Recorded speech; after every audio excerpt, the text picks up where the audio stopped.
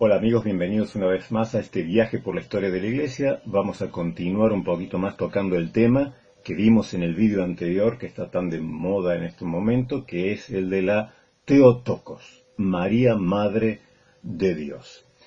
Y quería completar algunas cositas que me faltaron en el vídeo anterior para remarcar, por si quedó alguna duda acerca de qué significa este término, Theotokos, paridora, portadora o esencialmente Madre de Dios. Estuvimos hablando la vez pasada acerca de la historia. ¿Cómo surge este problema? Nestorio, patriarca de Constantinopla, estaba un día escuchando un sermón de un tal Proclo, y Proclo en su sermón, hablando de María, la llama Theotokos, María, Madre de Dios. Nestorio se molesta por esto y dice no puede ser. María no puede ser Madre de Dios, sino que María tiene que ser llamada Cristotokos, es decir, María, Madre de Cristo. Para comprender un poquito esto, veamos quién es Proclo, que luego, cuando Nestorio es condenado por el Concilio de Éfeso, es quitado de su cargo de patriarca de Constantinopla y en su lugar es puesto Proclo. Vamos a leer un poquito más, es en este libro, María, Madre del Redentor y Madre de la Iglesia. Es un libro de cátedra de Mariología, católico romano. En la página 252. La predicación de Proclo era de estilo fluido y elegante, fecundo de ideas, seguro en la exposición, hábil al aplicar a la Virgen Santa figuras y símbolos bíblicos. En sus homilías gusta dedicarles bellísimos elogios insólitos en la tradición patrística precedente, los cuales responden no tanto a su gusto personal por la retórica, cuanto a la sincera y profunda admiración por la grandeza de la Madre del Señor.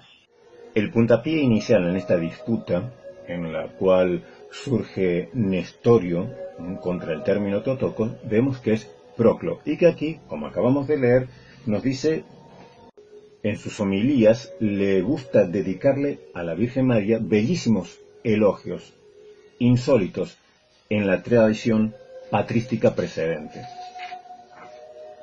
Ya hay una base fuerte de Mariología en el núcleo mismo, en la raíz de este problema, que desembocará en la confirmación en el Concilio de Éfeso del término Theotokos aplicado a la Virgen María. Vimos en el vídeo anterior cómo este término es conflictivo. ¿Por qué es conflictivo? Porque nace ya en una cuna de Mariología.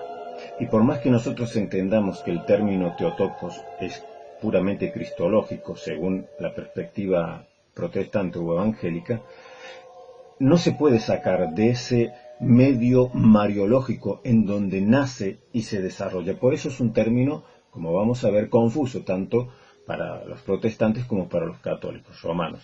¿Por qué? Porque cuando un protestante habla acerca de la Theotokos, está plenamente consciente que es un término que no exalta a María, o no está destinado a exaltar a María, sino a exaltar la divinidad de Cristo desde la misma concepción en el vientre de María. Pero en el lado católico dicen no es un término meramente cristológico, es un término cristológico y mariológico. He estado escuchando a algunos apologistas católicos romanos que han tomado esta discusión en el mundo protestante acerca de la Theotokos y también han dado su punto de vista. Por ejemplo, Guido Rojas dice, no es un término cristológico Theotokos. Theotokos es un término cristológico y mariológico a la vez. Y tiene razón, porque desde el lado católico romano lo ven así. Este libro también nos da a entender lo mismo. Es decir, para nosotros los protestantes que defendemos la Theotokos, tenemos en nuestra mente a Cristo, la cristología, pura cristología, exaltar la divinidad de Cristo desde su concepción en el seno materno. Sin embargo, para los católicos romanos, el término Theotokos no solamente exalta la divinidad de Cristo, sino que exalta a María, le concede a María un título, María, Madre de Dios. Entonces, por eso dije yo, lamentablemente, a través de la historia, porque ya nace en medio de una mariología incipiente y creciente que va a desbordarse a partir del concilio de Éfeso. El término Teotocos abre la puerta para una mariología desmedida para nosotros. Por eso no van a aceptar los católicos romanos nuestro pensamiento acerca de la Teotocos. No vamos a llegar nunca a una buena conclusión. De todos modos, Teotocos, como vamos a ver, es un término ortodoxo, aunque luego haya terminado corrompiéndose, a diferencia de lo que pasó con otros términos acerca de la encarnación, de la Trinidad y de un montón de doctrinas, cuyos términos son iguales para entender tanto para un católico romano como para un protestante. Sin embargo, con la Teotocos tropezamos con una piedra difícil de superar, como estuvimos viendo en el capítulo anterior. Y se entiende porque, miren, este mismo libro que estamos leyendo, voy a repetir un poquito lo que ya vimos, de qué pasa desde el concilio de Calcedonia, que es en el 451, después del concilio de Éfeso, hasta el final de la era patrística. Dice, durante este periodo los padres de la Iglesia, además de repetir los temas tratados anteriormente, maternidad divina, virginidad, santidad de María, etc., profundizan en el conocimiento y en la celebración litúrgica de la Madre del Señor. Es el momento en que surgen o adquieren un mayor auge las fiestas en honor a la Virgen y cuando los apócrifos influyen aún más en la himnología, en la homilética, etc. Se dan cuenta, a partir del concilio de Éfeso se abren las puertas para que la mariología no solo se nutra de las escrituras, sino ante la ausencia de datos en las escrituras, que este sentir religioso, piadoso acerca de María demanda más información. Queremos más acerca de la Virgen María. Pero ¿qué pasa? Las escrituras no nos hablan nada. Como vimos en el capítulo anterior, Pablo no menciona jamás a María por su nombre. Solo menciona nacido de mujer y nacido de la ley a Jesús en Gálatas 4:4, pero a María ni la nombra. Tampoco la nombra Pedro, tampoco la nombra Juan, tampoco la nombra Santiago. Y esto es un grave problema para la mariología. Entonces, ¿con qué se nutren los sermones? Las homilías marianas. ¿De qué empiezan a nutrirse a partir del concilio de Éfeso? De los apócrifos, que ya comienzan luego a abundar, siglo V, siglo VI, comienzan a abundar los apócrifos, con temas de la Virgen, que vienen a rellenar el hueco que hay en los evangelios, sobre todo en las cartas de los apóstoles, en el desarrollo doctrinal posterior a los 4 evangelios, donde hay un silencio sepulcral acerca de María. Bueno, perdón con lo de sepulcral, hubo un silencio. Vimos, por ejemplo, Romanos el Cantor, que es otro de los... es un poeta también, pero dentro de la patrística del siglo entre V y VI. Dice, es el mayor de los poetas cristianos griegos y sus obras son verdaderas homilías poéticas. Romanos, este poeta, celebra a la Virgen en casi todos sus cantos. Pero fíjese lo que dice aquí. Dice, alimentando además su inspiración ampliamente en los evangelios apócrifos y, en concreto, en el Evangelio de Santiago. Recordemos que es un libro de cátedra de mariología de un canónigo católico romano. Entonces, desde el mismo núcleo de esta crisis, para nosotros cristológica, pero para ellos es mariológica, ya con Proclo, que es el que desata todo esto, cuando en su sermón dice que María es Teotocos y Nestorio, patriarca de Constantinopla, dice, no es Teotocos, es Cristotocos. Pero ya todo esto no se puede entender si no comprendemos la mariología que rodea a este término desde su misma concepción. Tengo también este libro que suelo usar con ustedes, que es Teología Dogmática, también que es católica, de un catedrático sacerdote católico romano, pero nos dice algo importante. Cirilo, cuando se aprueba el término Teotocos en el concilio de Éfeso, dice, San Cirilo describe el júbilo del pueblo al conocer las decisiones del concilio a favor de la maternidad divina de María. Esto nos da una idea de por qué ya el término iba a crear conflictos.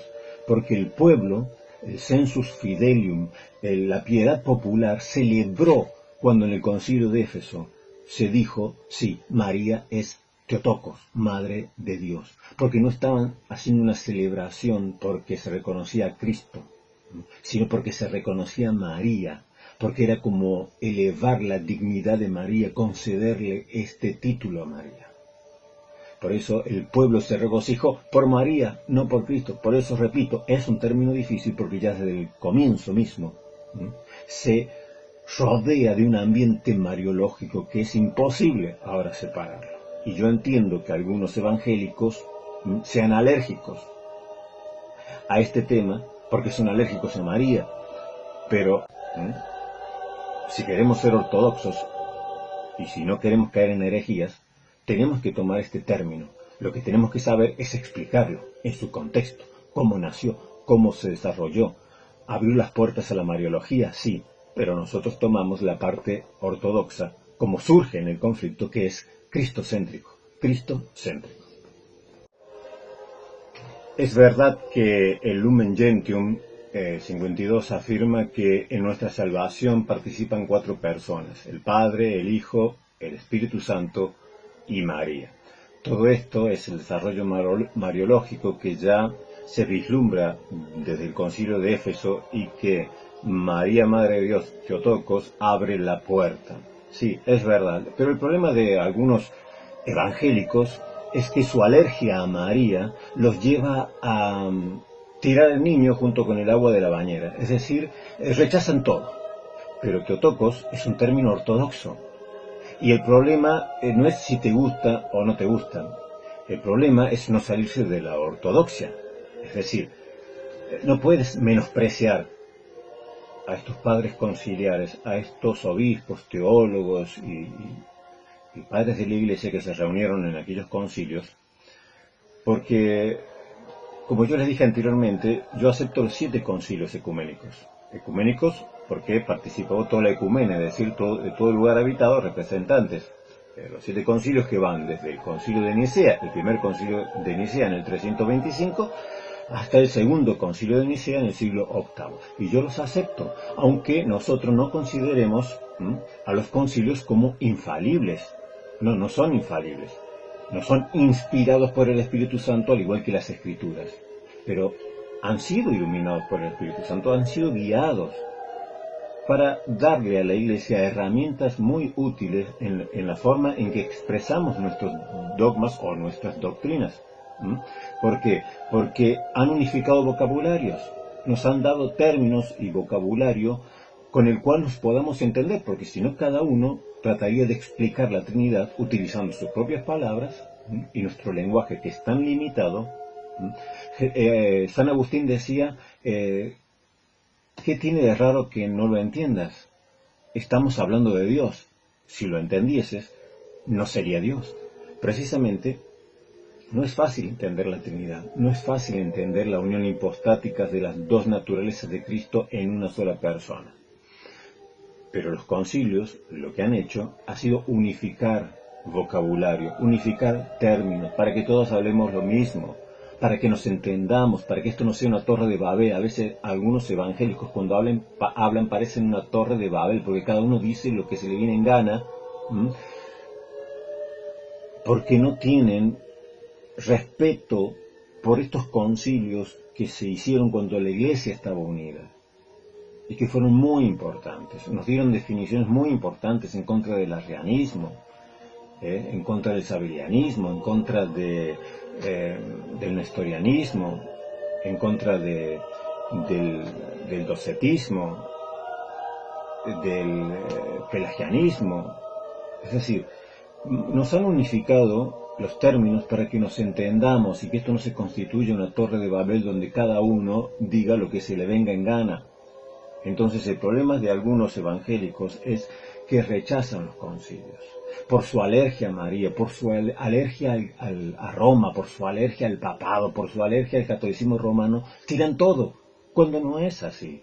Tenemos que examinar todo y retener lo bueno, que hay mucho de bueno en estos concilios, porque nos aclaran las dudas, porque nos dan términos, palabras que nos podamos entender y explicar la doctrina. he estado viendo en un debate que surgió con un tal Adolfo, con Edgar Pacheco. Bueno, esta persona, cuyo canal se llama La Sola Escritura, termina siendo la sorda escritura, no la sola escritura, cuando dice, no, yo no quiero escuchar nada más que no sea mi Biblia. Ah, no, yo y mi Biblia. Pero no, tú lo que haces es ser un ventrílocuo. Tomas tu Biblia y le haces decir a ella lo que tú quieres decir, lo que tú entiendas, lo que tú interpretas, ¿no? Entonces eso, si ustedes escuchan en ese debate, este amigo, lamentablemente, este hermano, lamentablemente tiene una confusión tan grande en su cabeza que va saltando de todos los errores cristológicos que ya fueron condenados de la Iglesia. Desde el docetismo, al apolinarismo, al adopcionismo, al nestorianismo. Es decir, por rechazar, no, porque yo soy solo escritura, yo no necesito concilios, yo no necesito de libros de teología, yo no necesito de esto, yo no necesito de lo otro. Entonces, se creen sabios en su propia opinión y terminan diciendo burradas, lamentablemente, y confundiendo a todos los que lo siguen. Es decir, hay errores cristológicos que tenemos que tenerlos en cuenta, porque ya fueron condenados por la Iglesia. Lo que sirvieron, lo que valió todo este tiempo de concilios ecuménicos, es que nos allanaron el camino, nos resolvieron muchos problemas, para que no volvamos otra vez a los rudimentos, otra vez a ver si Cristo era hombre, si Cristo era Dios, si Cristo esto, si Cristo tenía mente, si Cristo tenía voluntad humana, voluntad divina, cuántas naturalezas, cuántas personas, rudimentos, en vez de seguir hacia adelante y avanzar a un mayor conocimiento, estamos siempre volviéndose atrás. ¿Por qué? Porque rechazan en su alergia a todo lo que sea concilio, María, a todo lo que sea católico, suene católico. No entienden que la catolicidad no significa simplemente romanismo. Romanismo, la Iglesia Católica Romana es una parte. La Iglesia Católica es el todo, y nosotros también somos católicos porque participamos de esa catolicidad, porque tenemos el Evangelio que recibimos de aquellos primeros que los oyeron de Cristo Jesús, que lo dejaron por escrito y nos transmitieron esas sagradas escrituras. Y llegó hasta nosotros, pertenecemos a la esencia misma del cristianismo. Somos evangélicos porque hemos creído el Evangelio y lo proclamamos. Ahora, vayamos a algunos errores que tenemos que tener cuidado, errores cristológicos. Uno de los primeros errores fue el docetismo, los docetas. A ver qué nos dice en este libro de dogmática, de teología dogmática. Dice, niegan un cuerpo real. El cuerpo de Cristo era aparente, fue una corriente difuminada con diversas variantes. Entre los docetas destaca Marción, que es del primer siglo, entre el primero y segundo siglo. Ya son conocidos y refutados por San Juan, allí en las Escrituras, y los padres apostólicos, especialmente por Ignacio de Antioquía. Veamos un poquito qué nos dice acerca del docetismo, que está muy emparentado con el gnosticismo, en este libro que es Enciclopedia de los herejes y de las herejías, de Leonard George. Dice docetismo, del griego dokein, aparecer, aparentar, es decir, doceta es apariencia. Cristo no tenía un cuerpo de carne verdadero, sino un cuerpo aparente, una apariencia. La antigua doctrina llamada docetismo propugna que el cuerpo de Cristo solo aparentaba ser humano, o digamos, hecho de igual materia que el de cualquier otro humano. En realidad, enseñaban los docetistas, la carne del Señor estaba hecha de alguna sustancia celestial, o tal vez no era materia siquiera, sino apariencia fantasmal. Aquí me interesa decir algo que es, dice, las nociones docetistas se encuentran de nuevo en otras herejías antiguas, particularmente las del gnosticismo. E incluso muchos siglos después, durante la Reforma Protestante, algunos heréticos anabaptistas promovieron ideas de ese género.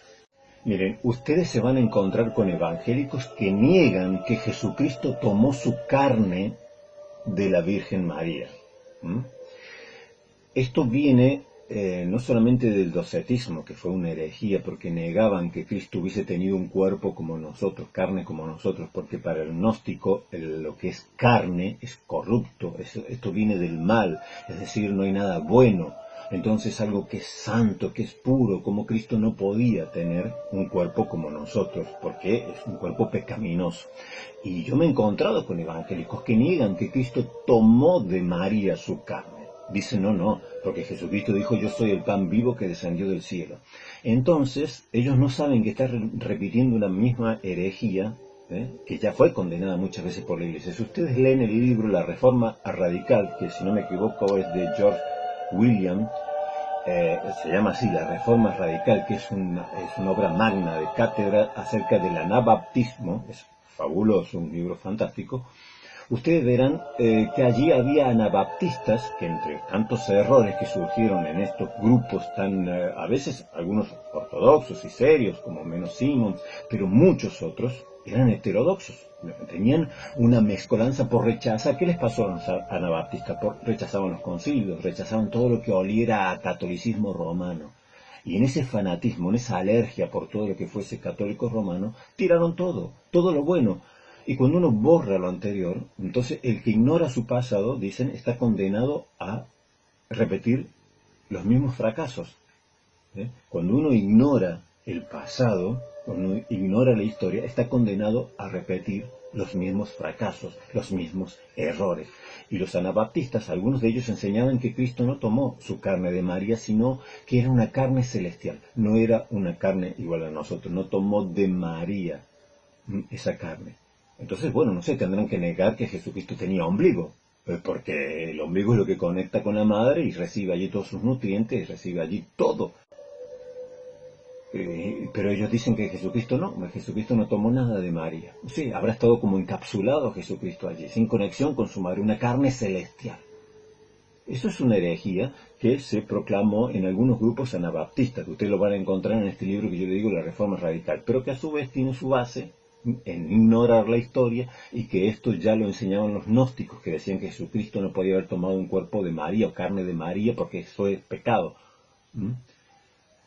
Y no entienden que María no tiene nada que ver, porque no fue concebido por varón, sino que fue concebido por obra y gracia del Espíritu Santo, y que María fue llena de gracia y librada de toda corrupción, para que allí en su seno se desarrollara este ser, que era perfectamente hombre, perfectamente Dios, el Verbo encarnado, pero que tomó carne semejante a la nuestra. Él fue hecho semejante a nosotros en todo, salvo por el pecado. Y no importa si María nació con pecado original o si María pecó, porque fue llena del Espíritu Santo, llena de la gracia del Espíritu Santo, y el Señor es poderoso para mantener ese ser libre de pecado. Pero eso no quiere decir que no haya tomado su cuerpo de María, que haya recibido una carne celestial, porque eso es una herejía. Si no, no sería semejante a nosotros. No se hubiese hecho semejante a nosotros si no tomaba de María su carne. Puede tomar su carne, no tenía por qué tomar su pecado. ¿Acaso es por contagio el pecado? Entonces, Jesucristo tomó de María su carne.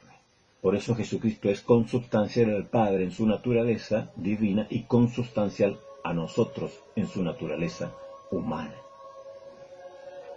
Entonces, uno de los errores cristológicos que debemos evitar es el docetismo, que tiene su origen en el gnosticismo, y que negaba que Cristo tuviese un cuerpo semejante al nuestro, una carne semejante a la nuestra, que Él no había tomado de María su carne, sino que era una carne celestial, una apariencia de carne. Esto fue ya condenado desde el principio por la Iglesia. Entonces esto es un error que nosotros tenemos que evitar. Cristo es consubstancial a nosotros porque tiene nuestra misma carne. Él tomó de María nuestra carne, nuestra naturaleza. No es que Él estaba encapsulado en el vientre de María sin recibir de María absolutamente nada. No, Él recibió de María una carne semejante a nosotros. Por eso fue semejante a nosotros en todo, salvo el pecado. Otro error que debemos evitar es el del apolinarismo. Vamos a leer qué dice aquí en este libro de Teología Dogmática. Los apolinaristas. La naturaleza de Cristo es incompleta, pues no tiene alma, cuyas funciones son cumplidas por el Verbo. herejía de Apolinar de Laodicea, que surge de las controversias entre arrianos y semi-arrianos. Apolinar de Laodicea, que fue obispo de Laodicea, trató de solucionar el problema del arrianismo y se fue a otro extremo. Esto a veces pasa mucho. Cuando uno quiere huir de un extremo, en vez de quedarse en el medio o buscar el centro, se pasa al otro extremo. Esto le pasó al obispo Apolinar de Laodicea. Vamos a ver qué nos dice este libro de Enciclopedia de los herejes y herejías.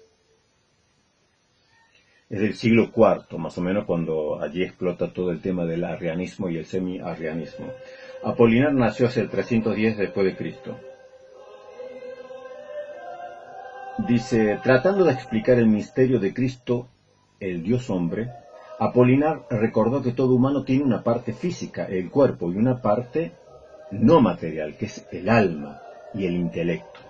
En los seres comunes, ambas partes son humanas, pero en Jesús el intelecto no era humano, sino divino. O mejor dicho, el intelecto de Cristo era el verbo, el logos, cuya existencia es eterna.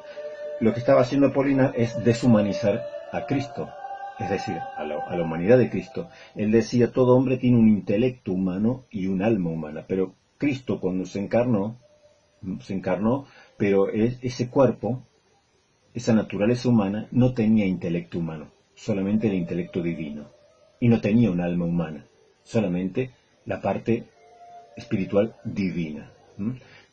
Era como si Cristo, el Hijo, el Verbo, se hubiese puesto un traje de carne, sin personalidad, sin humanidad. Estaba deshumanizando a la parte humana de Cristo, a esa naturaleza humana de Cristo. Más adelante surgirá también el problema del monoteísmo, que decía que en Cristo solamente había una voluntad, la voluntad divina, pero no una voluntad humana. Son temas complejos, sí, pero tenemos que entender que Cristo es una persona, dos naturalezas, pero la naturaleza humana es perfectamente humana, igual a nosotros, con una mente humana, un intelecto humano, un alma humana, una voluntad humana.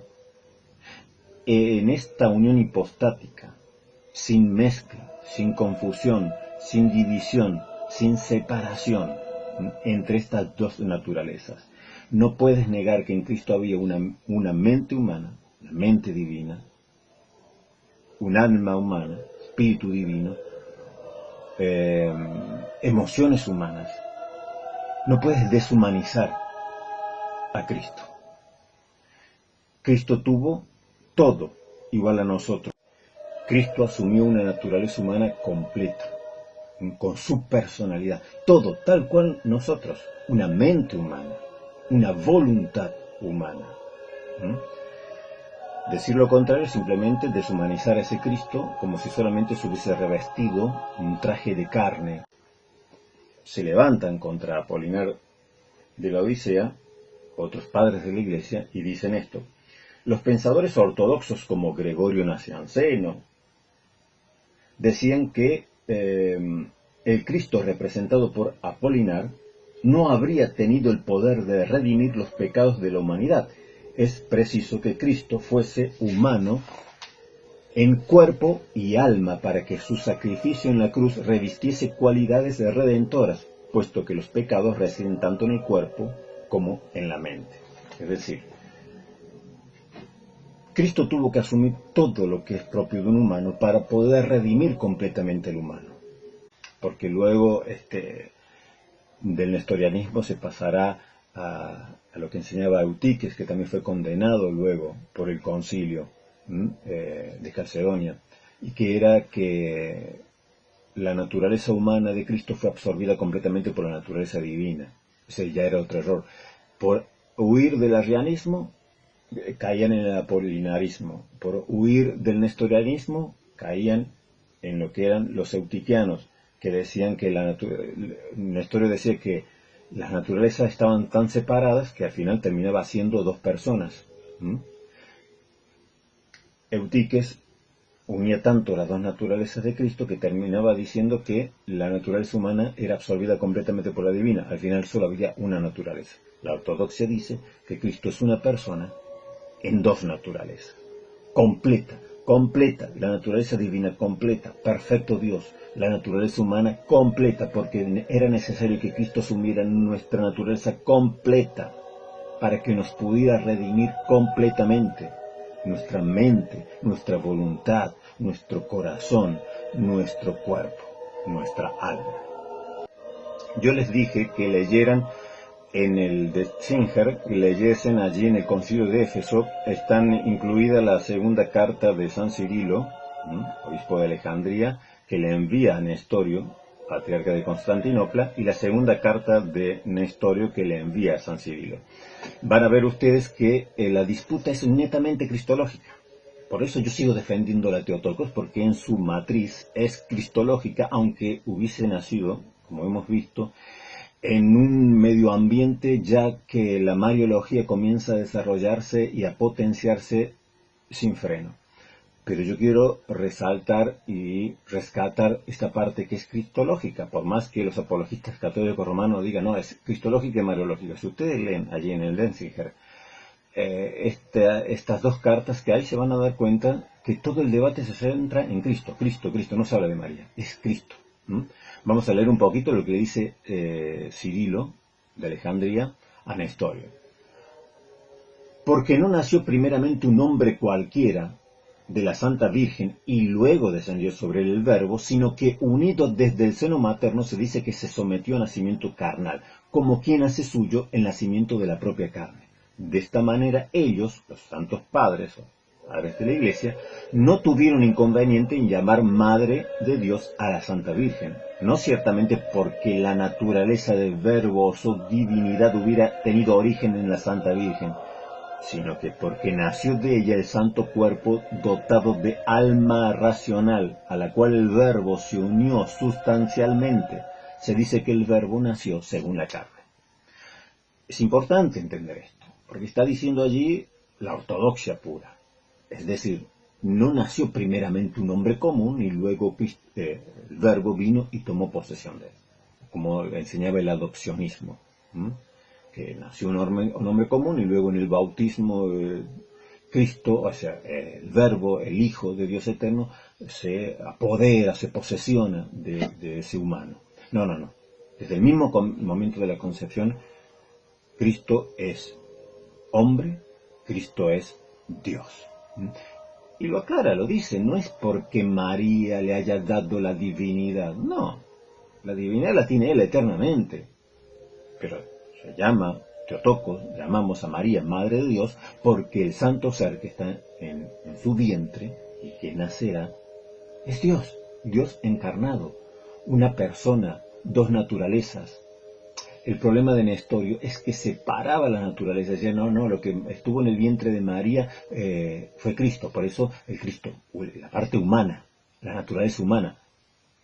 Entonces, pero al final, ¿cómo es esto? O sea, ¿cómo divides la persona? La parte humana nació, estaba en el vientre de María, pero la parte divina estaba fuera. Cuando fue crucificado, la parte humana estaba crucificada, pero el Verbo, el Dios eterno, estaba allí, el Hijo, mirando la escena desde afuera, porque Él no padeció, porque Él no nació. O sea, se hace una confusión tan grande por separar las naturalezas que terminas haciendo dos personas, como si Cristo hubiesen sido dos personas. Una persona divina y una persona humana, pero no, es una sola persona que comprende una naturaleza humana completa y una naturaleza divina completa. Y así estuvo en el vientre de María.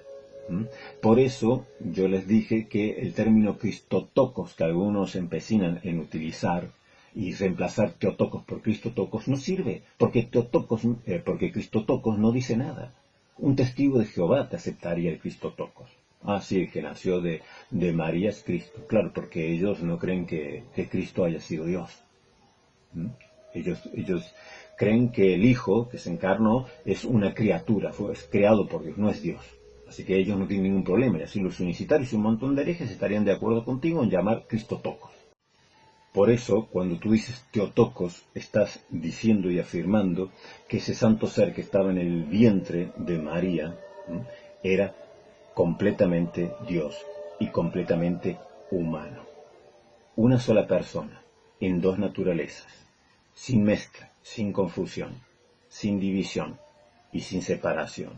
Ahora miremos un poquito lo que Nestorio le contesta, le expone a Cirilo de Alejandría. También está en el Denzinger. Dice, siempre la Sagrada Escritura, cuando habla de la economía de la divina salvación, atribuye el nacimiento y la pasión no a la divinidad, sino a la humanidad de Cristo. De modo que para expresarse correctamente, la Santa Virgen es llamada Madre de Cristo y no Madre de Dios. Volvemos al punto que les dije al comienzo. Nestorio aquí se parece a esta sola escritura de Adolfo. No, porque aquí la Biblia dice, la Escritura dice que no le llama Madre de Dios, sino Madre de Jesús, o sea, habla de Cristo. Cristo es el que nace, es decir, la parte humana. Cristo es el que sufre, no es Dios el que sufre. Pero allí cometes el error, allí cometes la herejía, porque estás separando tanto las naturalezas que estás diciendo que en la cruz murió una parte. Murió la parte humana, pero el Hijo no se identificó con nosotros en nuestra muerte.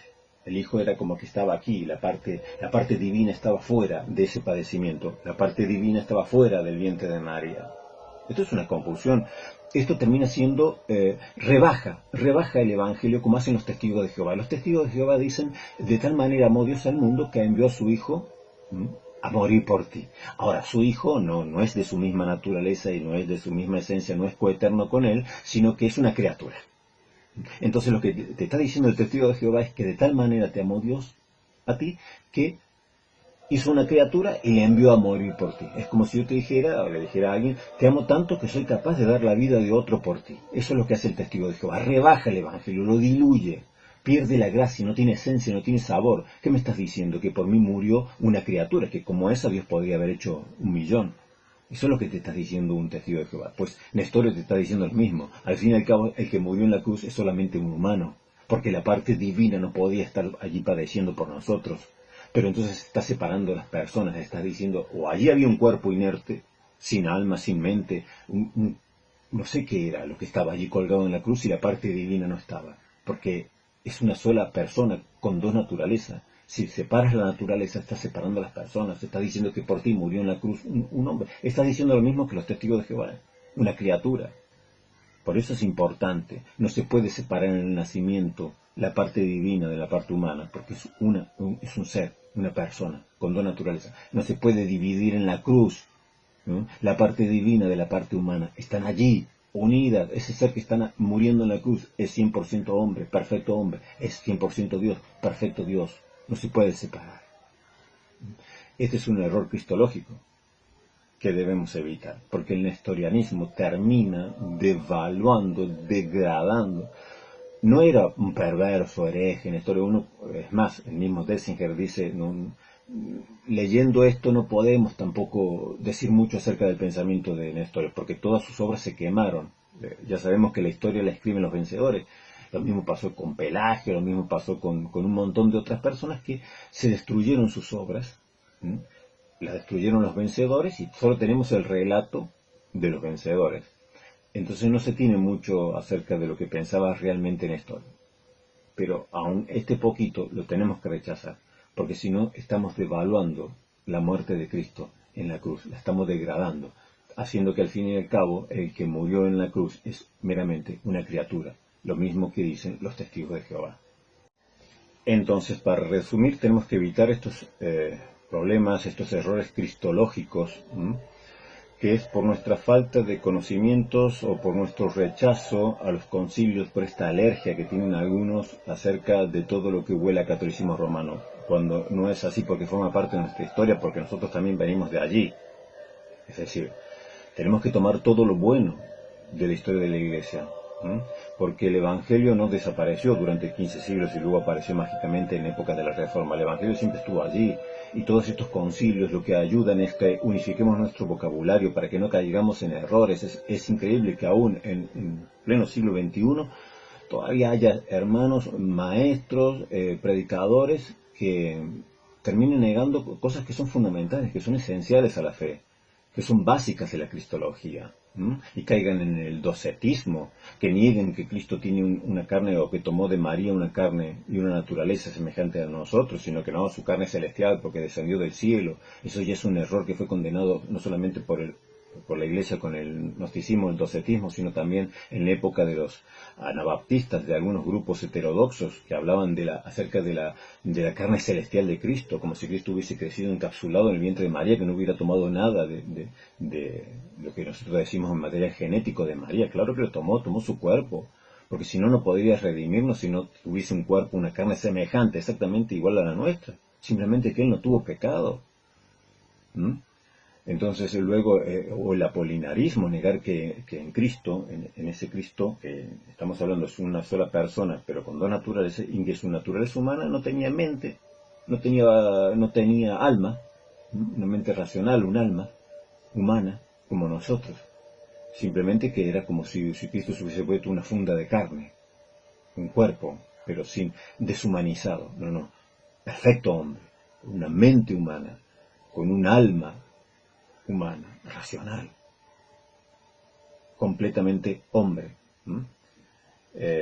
Como luego también evitar el monotelismo, como si Cristo no hubiese tenido una mente humana. Tuvo todo lo que nosotros tenemos, una mente humana, un intelecto humano, un corazón humano, un alma humana.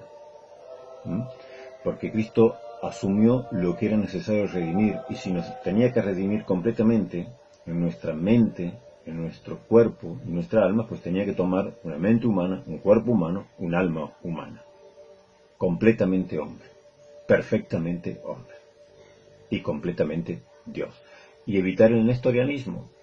María es Theotokos, porque María en su vientre llevó al Verbo, al Hijo Eterno de Dios, encarnado.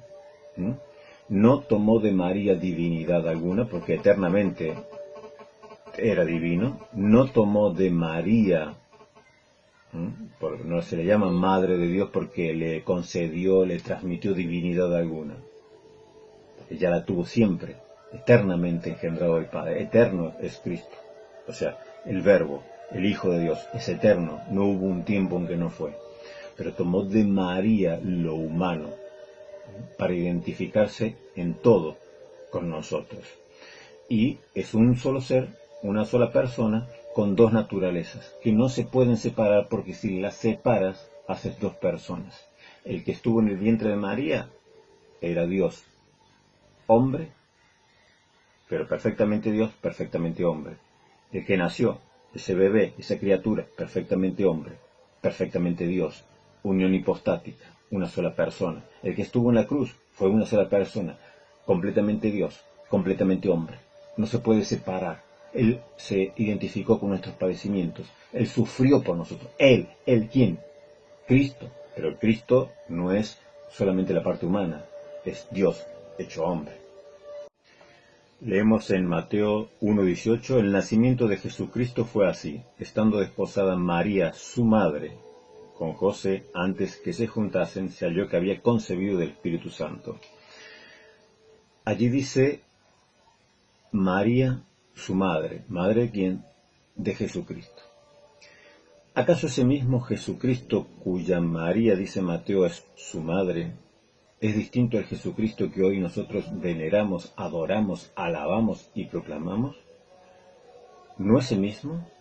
¿No decimos Jesucristo nuestro Señor, Jesucristo es Dios, Jesucristo al que adoramos? Bueno, allí dice en Mateo que María es su madre. ¿O es que tú adoras a la parte divina de Jesucristo y no a la parte humana? Porque tú no adoras hombre, entonces. Pero nosotros adoramos a Jesucristo. Y Jesucristo es Dios y Jesucristo es hombre. Humano y divino. Completamente y perfectamente humano, completamente y perfectamente divino. Nosotros no separamos la naturaleza para adorarlo, porque Jesucristo sigue teniendo un cuerpo humano, simplemente glorificado, primicia de los que durmieron, primicia de la resurrección que es hecho Jesucristo. Pero si adoramos a Jesucristo, no separamos su naturaleza para adorar a la parte divina. No, yo adoro el Verbo, no, yo adoro el Hijo Eterno, pero a la criatura no. ¿Verdad que no? a una persona que es completamente hombre y completamente Dios. Perfecto hombre, perfecto Dios. Dios de Dios, luz de luz, como dice el credo. Entonces, adoramos la totalidad. Adoramos a Dios hecho hombre. Adoramos la parte humana, la parte divina, pero no por separado, sino en perfecta unión, sin separación, sin división. Adoramos a Jesucristo, pues ese que adoramos, a uno solo, sin separar sus naturalezas, porque la sigue manteniendo su naturaleza humana y su naturaleza divina, y lo adoramos y lo veneramos completamente y perfectamente en esa unión hipostática que sigue manteniendo. María es madre de ese ser, de esa persona, de Jesucristo, al que adoramos. Por lo tanto, es madre de Dios, porque es madre de aquel que adoramos. No porque le haya transmitido la divinidad, sino porque le transmitió la humanidad, pero esa humanidad desde el principio iba unida hipostáticamente a la divinidad. Bueno, hermanos, espero que lo hayan disfrutado, que compartan este video, que te agradezco mucho si le das tu like, te gusta, y que si quieres comentar también puedes comentar. No voy a debatir en los comentarios porque son estos temas muy largos, no se puede entrar en debate. Yo hago los vídeos, el que quiera tomarlo y le sirva para aprender, bienvenido sea, y si no, pues bueno, pero no vale la pena entrar en absurdos debates que al final no llegamos a nada. Pero te agradezco si lo quieres compartir o quieres dejar tu like. Nos encontramos en el próximo viaje por la historia de la Iglesia.